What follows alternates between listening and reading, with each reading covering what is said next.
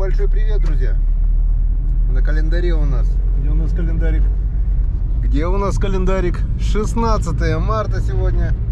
Вчера исполнили гражданский долг, сходили на выборы, выбрали нашего президента. Сегодня выборы продолжаются, завтра будут. Ну а скоро мы узнаем, кто будет президентом дальше. До свидания, наш Троицко-Печорск. Как мы видим, начали оттаивать дороги. Второй день плюсовая температура. Вчера поливали дожди. Сегодня дождь прекратился, вышло солнышко. И начал таять снег. Начали оттаивать дороги. Появилась грязь. Появились лужи. Но это как бы нас не пугает. Это даже нас радует. Потому что весна это, ну как сказать, это пробуждение природы. Это значит скоро весновка. Это впереди весенняя рыбалка. Рыбалка на продольнике. Навигация, это все впереди. Зиму перезимовали, это круто, круто, это здорово. В общем, дома уже около 2 недель, закончили зимней рыбалкой на лесных речках. И как бы вовремя, сейчас дороги упадут, это будет сплошное мучение. Сегодня будем пробиваться на нашу матушку Печору. Попробуем пробиться, попробуем посмотреть, что и как. В общем, впереди нас ожидает рыбалка на Печоре. А как это будет, мы скоро увидим. Так, друзья, короткое включение. Проехал где-то около километра, наверное. Думаю, ну что, я сам еду. Давайте-ка я вам покажу немножко, пару слов о проходимости вот этого зверя ураган. Как мы видим, вон, снег уже, вчерашний дождь и сегодняшнее тепло сделали свое дело. Где-то сантиметров 20 вот такого липкого снега. Светит солнышко, плюсовая температура. Знаю точно, что снегоход Буран уже давно бы стоял на жопе ровно. Как гусеницы бы забились сырым снегом, и он бы точно не поехал. По сырому такому снегу Буран не ездит. Ничего не могу сказать о двухлыжных снегоходах. Там Ямаха, Тайга. Не видел их толком действий. Я знаю, что по наледи Антонов. По сырому не знаю. Наверное, едут, не едут. Ходом-то точно поедут. Но вот по такому чепыжнику точно они проехать не смогут. Потому что две лыжи, я так думаю, они рано или поздно упрутся куда-нибудь. А вот ураган едет и тонет буквально сантиметров на 20. Я думал, он будет тонуть больше, но пока нормально. Продвигаюсь по старой тропе, она уже заросшая капитально. Пока получается. Много сейчас покажу. Много вот таких вот, получается, шлагбаумов природных. Мы с ними расправляемся вот так вот. Все, дорога, дорога открыта. Это снегом их наваливает потом. И в итоге они растут криво. Потом вот такие вот березки все ломаю, чтобы они дальше не разрастались. Летом они, по идее, должны высохнуть. Но это где только остановка. А так идем ходом. Вот здесь идет подъем. Ну сколько? Не крутой, но и не пологий, но подъем здесь идет. Не знаю, попробуем, сможет, не сможет. Так, давай пробуем.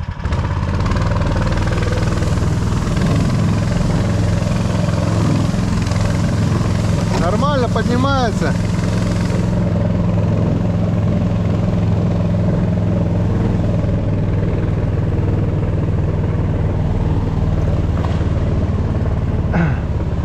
Видим старые лосиные следы. Зимой здесь, видать, они ходили. И передвигаем по старому путику, капитально заросшему уже. И пока это получается. Если, друзья, кому-то интересна глубина снега, В принципе, я сейчас могу это показать.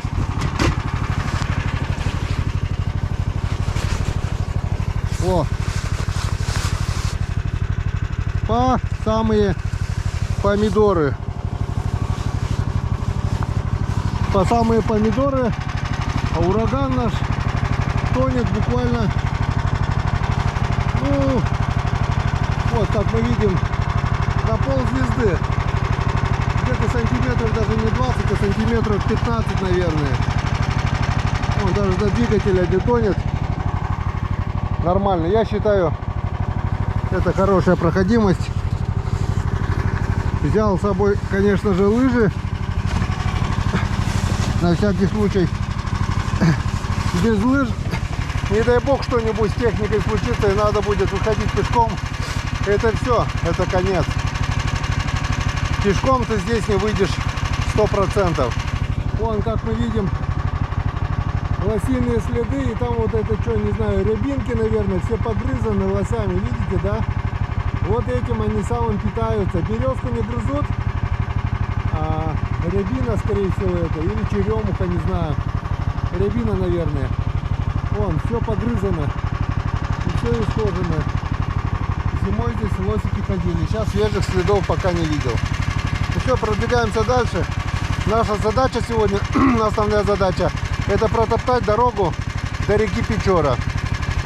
Протоптать, проверить с разведкой, сделать пару лунок, посмотреть. И если что-то будет, да даже если не будет, завтра или максимум послезавтра приехать сюда уже на настоящую рыбалку. Пока пробиваем дорогу. И это у нас пока получается. Погнали дальше. Вон, еще один шлагбаум. О, его даже пилить не надо, сломали так. Так вот, шаг за шагом, по лосиным тропам проходит наш путь. Ах, путь-дорожка фронтовая, не страшна нам бомбежка любая, а помирать нам рановато, есть у нас еще дома дела. Вот так вот маневрирую между деревьями. Проходим нашу путь-дорожку. До встречи на реке. Я надеюсь, она будет. Погнали. Так, ну что, в принципе, дело сделано. Вот она, матушка Печора наша. Сходил лыжами. Воды, ну, можно так сказать, даже воды пока нет. Пока нет. Осталось завершающий штрих. Пробиться через этот кустарник на урагане. Еще немножко, еще чуть-чуть, и мы будем на льду Печоры. В принципе, если даже не пробьемся, можно будет ледобур взять, удочки взять. Но я все-таки попробую пробиться, чтобы в дальнейшем сэкономить время. Это, конечно, дело надо будет сделать с осени. Профилек так прорубить.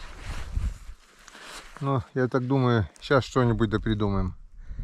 Еще немного, еще чуть-чуть. То, что мы уже на нашей матушке Печоре, это уже радует.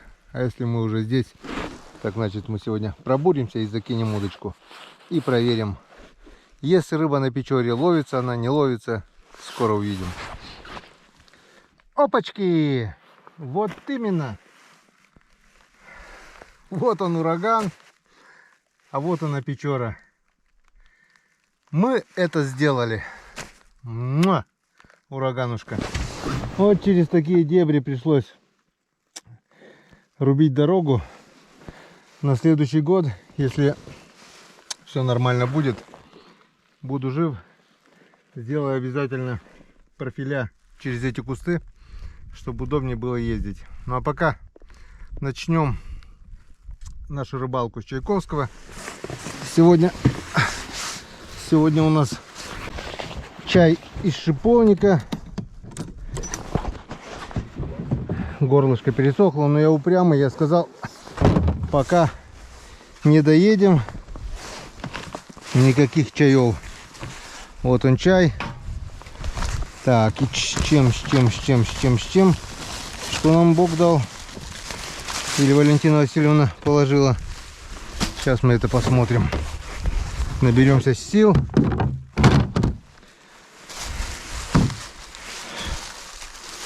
Чай из шиповника. Собирал шиповник. В общем, на литр термоса вот такая горсть шиповника. Ну, если дома пью без сахара, сахар в термос не ложу. А так как, чтобы здесь не возить сахар, сразу положил 5 чайных ложек сахара.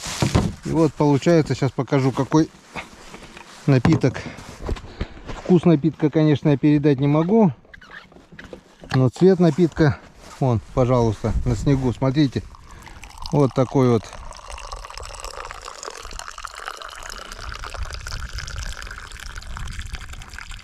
Красивый, ароматный и, самое главное, витаминный напиток. Шиповник очень полезен. Перекусить, наверное, потом. Тут у меня рыбные котлеты с язя, хлебушек. Так как сегодня мы приехали с розеткой, много еды не брал. Сейчас чисто попробуем. Так как тепло, если не зашуговано, оставим вставные удочки. Сколько успеем, поставим. Ну а завтра уже приедем проверять, искать. Как мы видим, река вся зашугована. Но где-то все равно должны быть места, где шуги нет.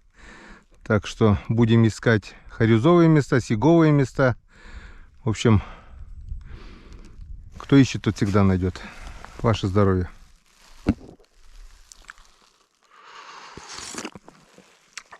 Ароматный вкусный чай.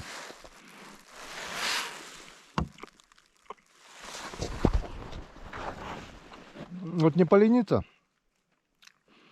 Ну, одному может быть 2 дня, вдвоем 1 день, пару ведер шиповника высушить на всю зиму.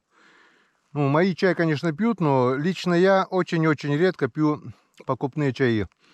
У меня или морс, или настой из шиповника. Очень вкусно, очень полезно. Прибавляет сил. Как-то вот так. Так, ну вот, начало есть. 1, 2, 3, 4, 5.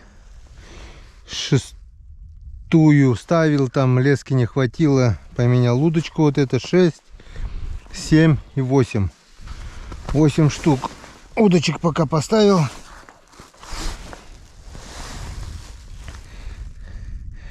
В общем, снасть у меня вот такая. Грузик, стопор, червяк. О, поклевка.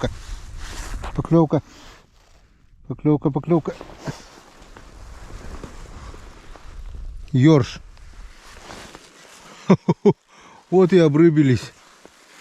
Первая рыба ёрш. Так, ну это как бы с одной стороны тоже неплохо. Не взяли с собой садок, а так бы можно было поставить, попробовать на налима.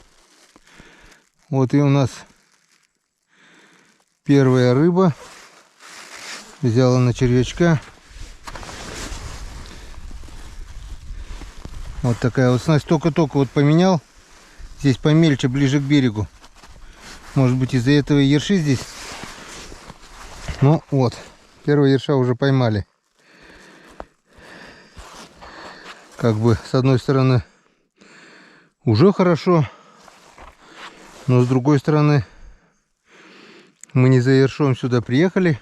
Хотя ерш тоже рыба. Если крупный ерш с икрой, то в соленом виде это деликатес. А вот это как раз на налима бы живец. Можно было несколько палок на пробу поставить. Чем черт не шутит, это все-таки печора. И налим здесь есть. Так, 1, 2, 3. Пойдем, давайте сначала закинем эту удочку. Раз начали уже, там пробуренная у меня 8-я, да.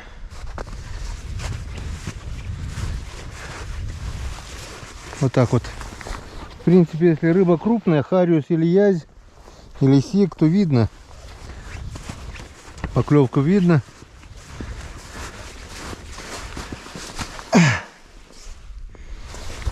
Здесь пока никого. Здесь поглубже у нас уже идет. Может быть, ершей здесь поменьше будет.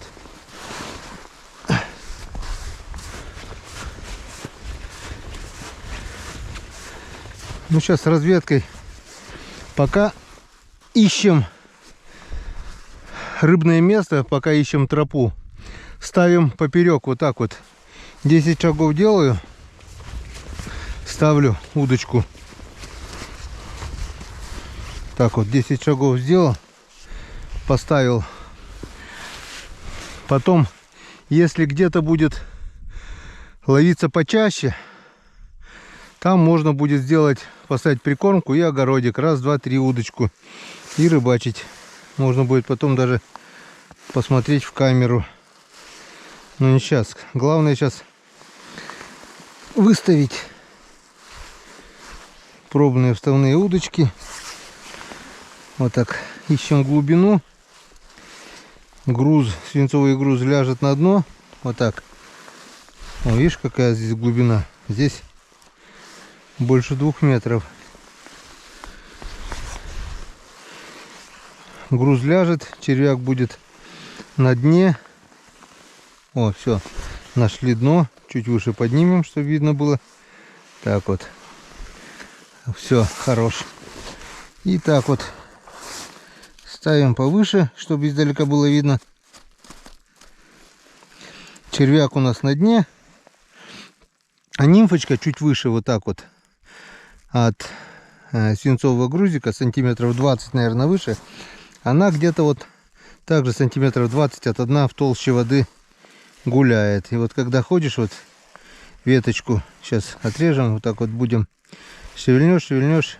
Если рыба есть, то она должна показать себя. По крайней мере, ерши уже показали. Вот. Ну-ка пойдем глянем, посмотрим там ближе к берегу.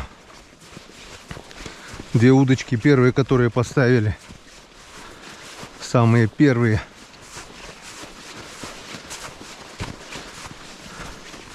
Предпоследняя, вернее вторая от берега, попали в зашугованность. Очень толстые шуга. Мормышкой даже не пробили. Но свинцовый груз тяжелый. Сквозь шугу прошел. И там где-то буквально, наверное, не знаю, полметра от дна. Есть воды, нет. Посмотрим. Вот такая. О!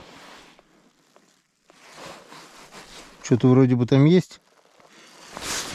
Ну да. О!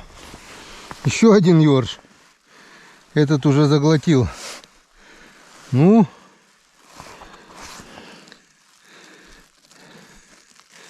Ершовое царство, походу, здесь. Так. Вот так вот зашуговано все. Но тут есть, в принципе, надежда. Можно будет поставить в эту лунку жерлицу. О, видишь, даже не тонет через шугу.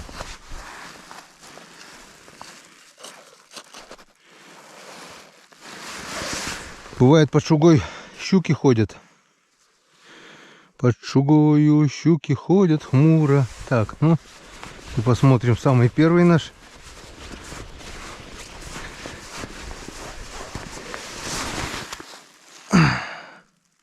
Что-то вроде бы тоже есть. Ну-ка. Опа, и здесь ёрш. Вон какой здоровяк. Ну все. Ну, в принципе, ёрш тоже неплохо.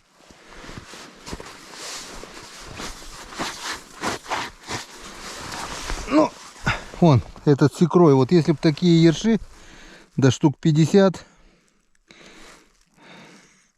да засолить их, да в баночке. Вкусняшка резкостная. Так, ну ладно, если ёрш будет хорошо клевать, можно будет здесь просто на удочку сесть. Здесь, наверное, течение поменьше возле берега. Тут идет зашугованность. И здесь можно будет на простую удочку, на мормышку, если будет ловиться, надергать. Ну вот, начало есть. 3 ерша поймано буквально практически сразу. Так что разведка, можно сказать, удалась. Но все-таки не теряем надежды. Ищем белую рыбу. Сик, хариус или язь.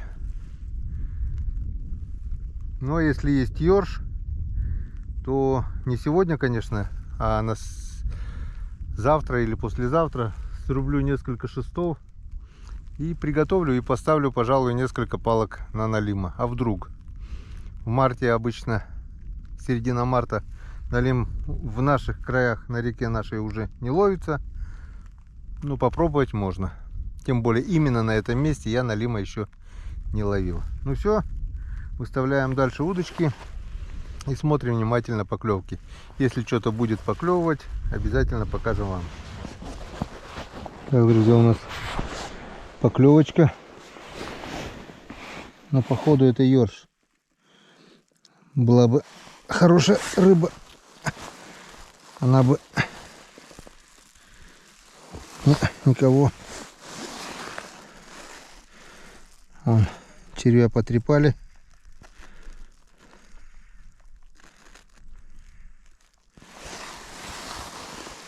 Ёрш, наверное.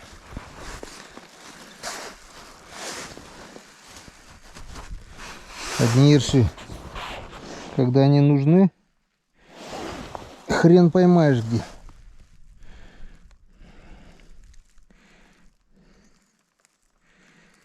Моросит дождь. Время уже около 3 часов, наверное. Хоть одну белую рыбку поймаем, нет, сегодня? Давай проверим все уже, что поставили.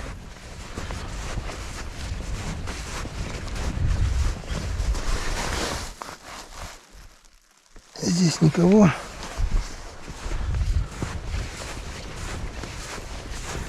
Ну, когда серьезная рыба попалась. О, здесь что-то есть. Здесь что-то есть. Ёрш. Вот такой вот здоровенный ершище. Заглотил до жопы. Так что у нас посмотрим. В принципе, если оставим на ночь, если мы их оставим на ночь и они влетят у нас, эти ёршики, то в принципе налим может на них взять. Единственное, выдержит ли леска тонкая. Вот здесь 0,25, наверное, у меня. Вот это уже другой вопрос. Но обычно в это время, когда снег уже тает, налим не ловится. Я не знаю почему. Мелкие бывают, попадают, а крупного налима нет. Крупный налим у нас только на первый лед.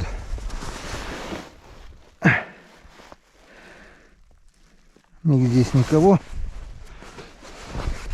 Где что-то есть, сразу чувствуется.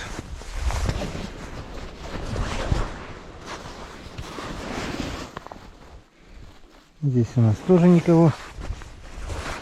Ну, а тут, наверное, ерши уже повесились. 3 ерша.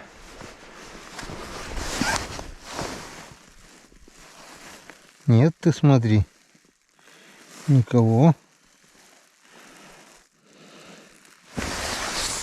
Никого, никого, никого.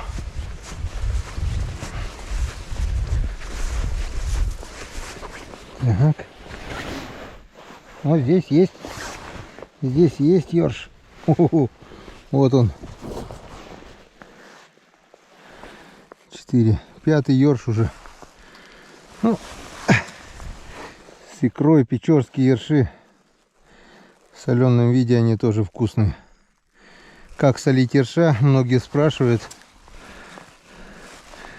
Я скажу, ничего сложного. Единственный нюанс, не надо их чистить.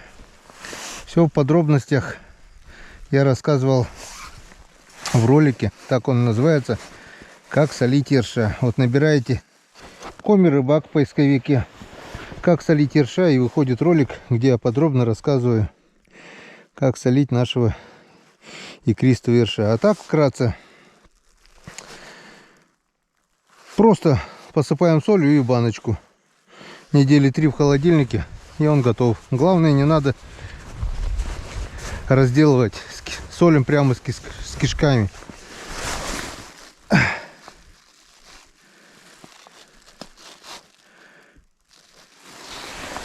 Здесь пусто пока. Так. Как-то вот так. 5 ершей уже поймали. Так, а здесь кто-то у нас есть. Проверил. Чувствуется тяжесть на крючке. Смотрим. Ёрш, походу. Даже здесь на глубине тоже ёрш. Вот такой вот небольшой ёрш.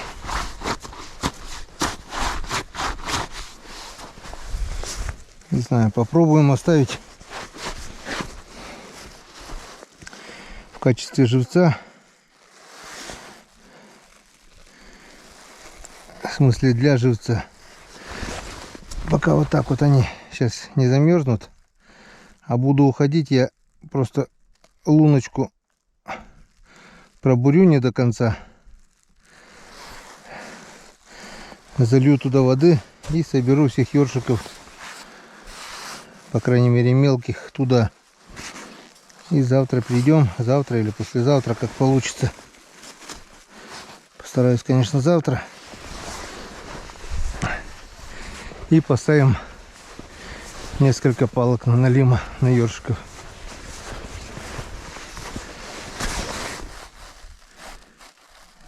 Здесь никого. Что-то белой рыбы не видать. Ну, как правило говорят, белая рыба клюет с утра пораньше. Вот и попробуем затемно выехать, чтобы с утра уже быть здесь.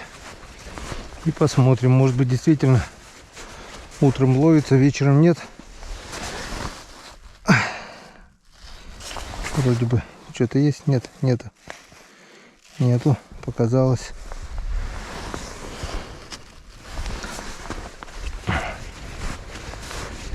Никого. Ну как никого? Ерши есть. О, тут походу тоже ёршик. Вот он. Вот такие вот крупные ерши, если будут попадаться, отлично.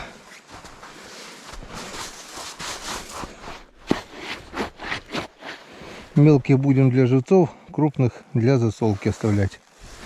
С икрой весенний ёрш, он обалденный.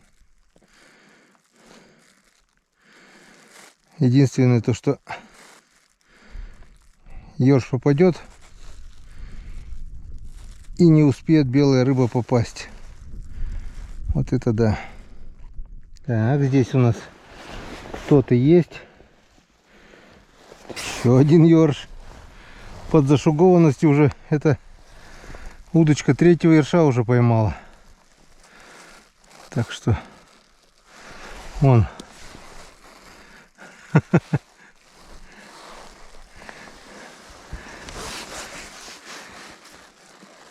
А говорят, ерша на Печоре нет. Это когда он нужен, его тогда нет. А когда он не нужен, ловится только так.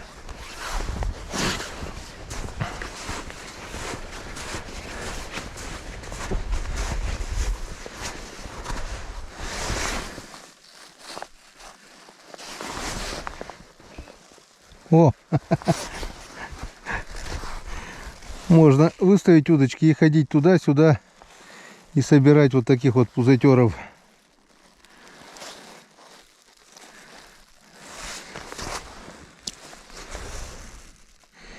В общем, ничего я не буду собирать. Ерша здесь огромное количество. Если налим попадется, он и на этого ерша попадется, заглотит. Я так думаю, если не монстр, 4, 5, 6 килограммов, то, если не крупный налим, килограмма 2-3, если аккуратно вытащить, леска должна выдержать. В общем, ничего не буду оставлять. На ночь оставляю с червями. Попадутся ерши. Если есть налим, попадется налим. Если нет, значит нет. Ну вот, с десяток ершей мы уже поймали. Так, а на этой у нас что-то есть. Походу тоже ерш. Ух ты какой! Вот это да. В общем,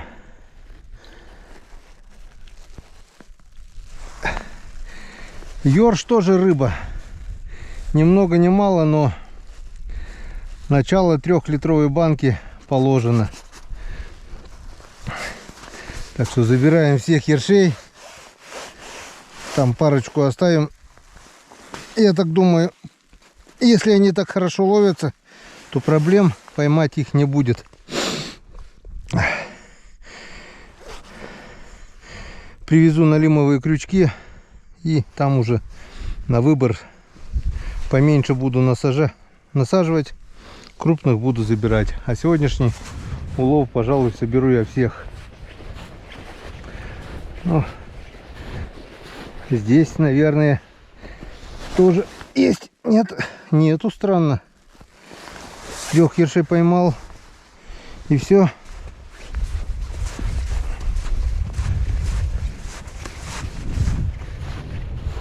О, кто-то клюет вроде бы. Или показалось? Нет, что-то есть. Вот ерш. Тоже уже 3-й.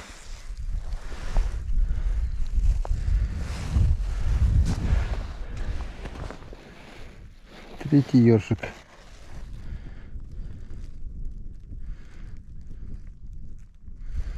Я так думаю, если здесь кинуть какую-то прикормку, здесь течение не очень сильное, не очень глубоко, и порыбачить на удочку, ерши, мне так кажется, можно будет надергать.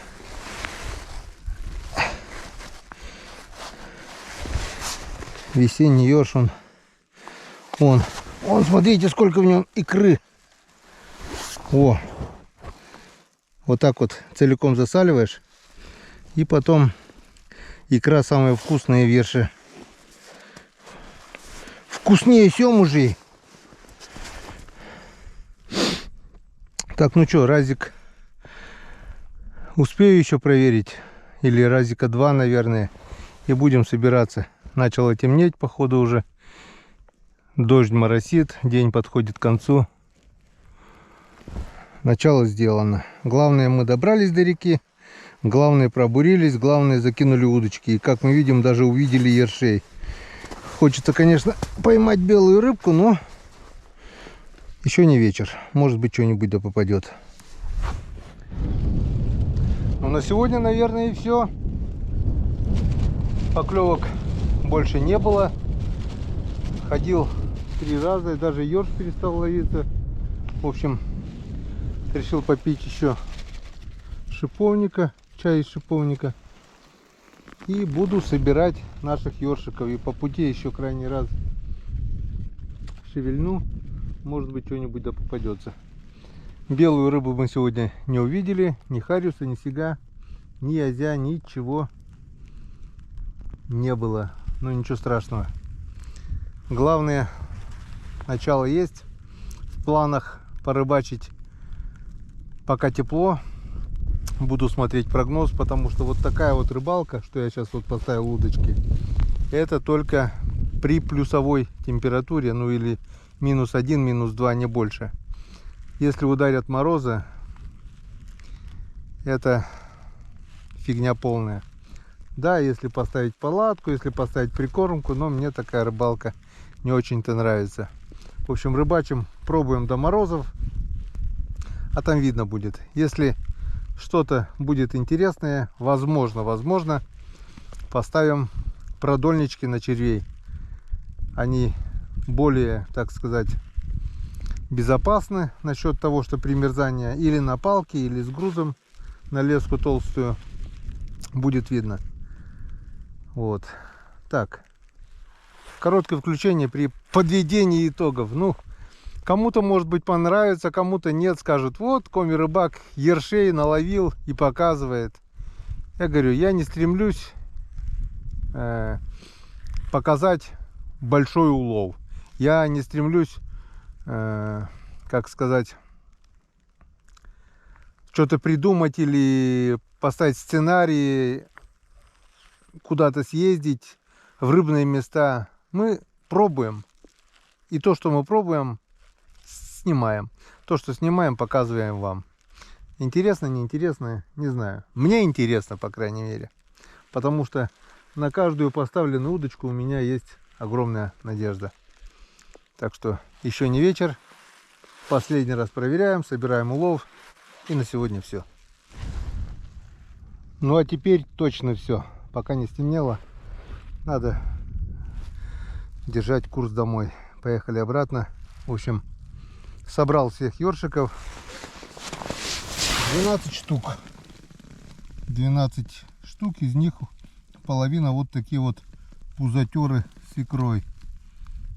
Это мы отправим дело на засолку и потихонечку будем собирать. Если так ёрш клюет, то это тоже неплохо. Я так думаю, что за пару дней хотя бы пол 3-литровой баночки мы соберем. А это уже вечер с пенным напитком, как семечки, будем щелкать. Нормально. Так вот прошел мой день, 16 марта. Мне понравилось. Не знаю, как вам. Кто смотрел, спасибо за внимание. Особое спасибо, особая благодарность тем, кто смотрит мои ролики на Яндекс.Дзен. Доход немножко вырос после того, как часть моих зрителей перешли на Яндекс.Дзен. Кто еще не знает, говорю, что на Яндекс.Дзене на 2 дня ролики выходят раньше, чем на Ютубе. Так что милости просим. Заходим на Яндекс.Дзен, смотрим. И до новых встреч на канале Коми-Рыбак. Увидимся уже завтра. Посмотрим, что нам дадут наши вставные удочки. Всем пока.